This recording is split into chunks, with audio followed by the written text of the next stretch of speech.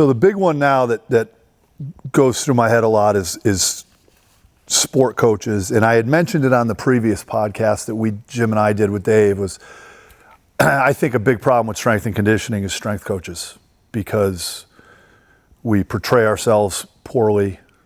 We don't get the respect we should get because at a university, again, I'm kind of going back to basics here. When I think about what it takes to be a sport coach, and I've been a college football coach, so I feel like I have the right to say this stuff, and if someone doesn't like it, I don't fucking care.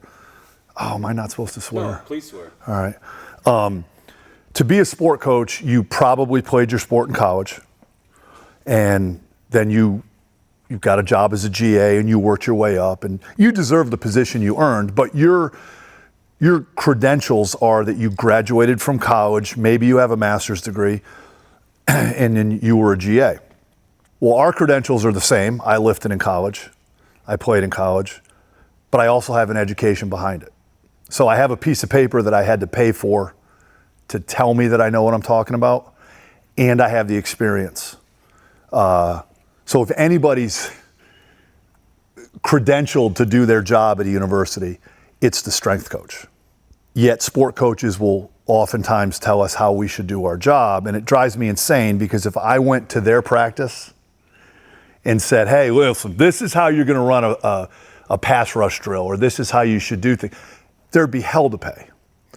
It kind of goes back to what I said on the other podcast. I think it's our fault as strength coaches for portraying ourselves in such a meathead way.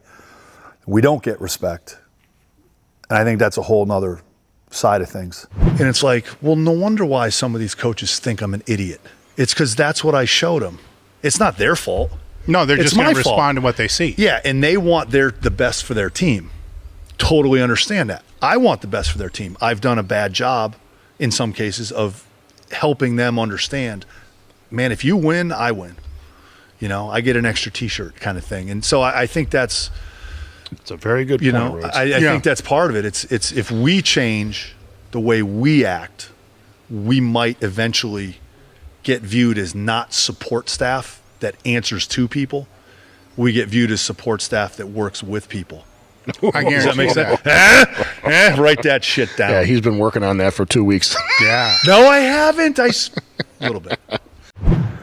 But what's on my mind lately with the head sport coaches is that when you go to practice every single day, every practice is the same. I don't care if it's soccer or football or whatever. Everything goes the same way. You start your day with fundamentals, with the basics, and you work all these basics, and eventually that turns into teamwork toward the end of practice. But it always starts with the basics, the fundamentals, ball skills. You know, basketball, it's dribbling and passing and shooting and the basics, the fundamentals. You know, I can speak on football.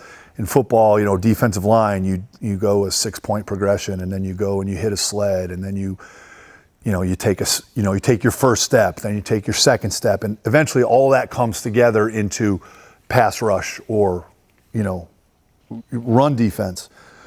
So it always goes from the basics, and you always practice the basics no matter what time of year it is in some way, shape, or form. So in the weight room, these coaches want kids to come in who aren't weightlifters. They're athletes. They're trying to master a skill in sport. They're not trying to master the weight room like, say, we would as power lifters or Olympic lifters or something like that. And they want to do these fancy techniques where they're standing on a Bosu ball, and it's like, these kids can't even do this stuff on 2 feet. You know, I've dealt with a coach who's like, have you ever heard of moving the bar really fast with lighter weights? I'm like, oh yeah, compensatory acceleration is coined by Dr. Fred Hatfield back in the late 80s. Like, yeah, I've heard of it. Everyone does it. It's not a thing we talk about because it's common knowledge. It's like, you know, it's like tying your shoes. We all know that, so we all preach it.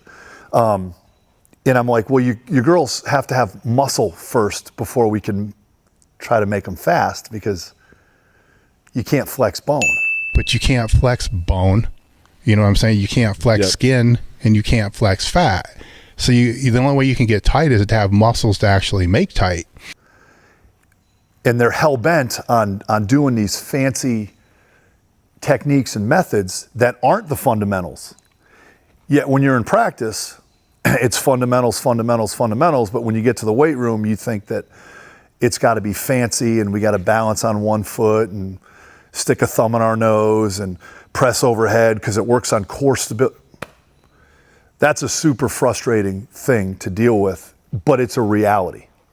It's a reality of the way things are, and I don't know how to fix it. It needs to be fixed because they don't know what the hell they're talking about. They're sport coaches. They're experts in what they do. I'm the expert in what I do. Don't tell me how to do my job. I would never do that to you. What bizarro world do you live in where you think it's all right to tell me how to do my job? Now, part of that is sport coaches. Part of that is strength coaches. Again, the way we've portrayed ourselves as meat sticks. And a huge part of that is administration, allowing that to happen. If I rolled into the AD's office and said, "No, this is how you're going to fundraise," I'd be in the unemployment line. But it's okay. So I've actually said it to our administration a couple times. Luckily, I have a very good relationship with them, but I said, they're telling me how to do my job. What you're telling me, I have a sign in my office that said, what is tolerated is encouraged. So if you're going to allow them, if you're going to tolerate them telling me how to do my job, you're telling me very clearly that I can now go to practice. And I got some ideas. Winning ain't very hard. I don't care what sport you're in.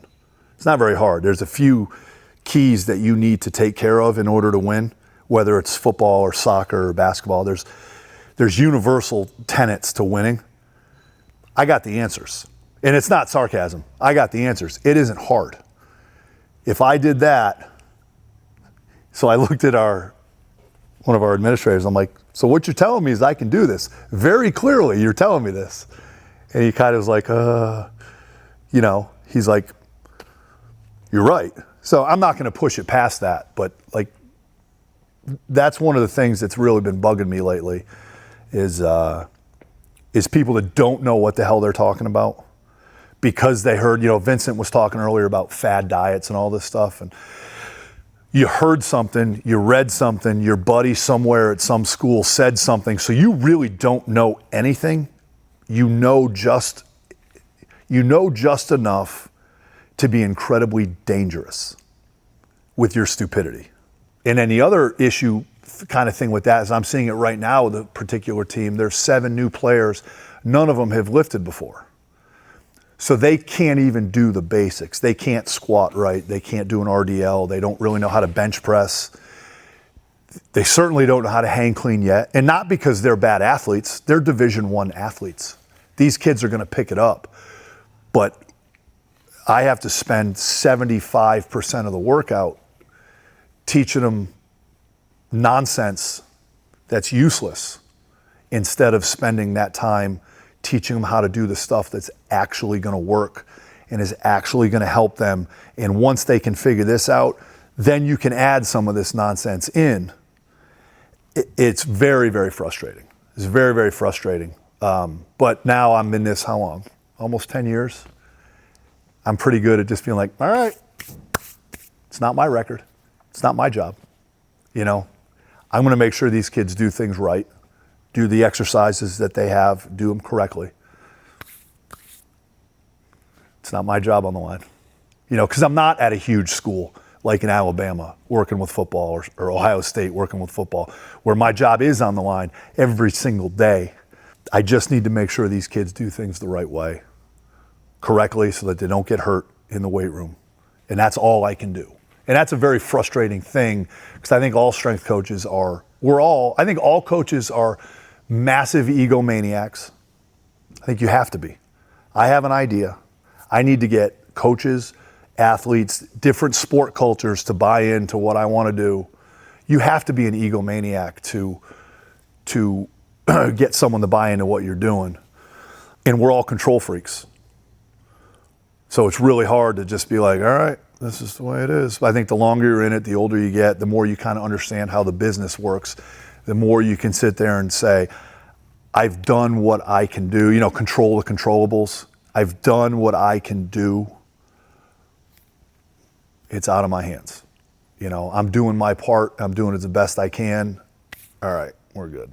Still kills the ego, but, sometimes you just got to suck it up and deal with it, which is the hard part for an egomaniac, so.